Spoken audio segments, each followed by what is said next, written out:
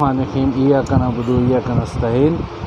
सबसे पहले तो मैं ये कहूँगा कि इस टाइम कारोबार बिल्कुल ख़त्म है। एक हमारे मुज़फ़्फ़राबाद में नहीं, पूरे पाकिस्तान में कारोबार बिल्कुल तबाह व बर्बाद कर दिए हैं। ये जो इम्पोर्टेड हुकूमत आई है उसने, मैं इस हवाले से ये कहूँगा कि पहले भी जब इमरान खान साहब की हुकूमत थी, महंगाई तो तब भी थी, लेकिन उस टाइम इतने अरूज पे नहीं थी, क्योंकि वो कोरोना की मद में से निकले हुए थे।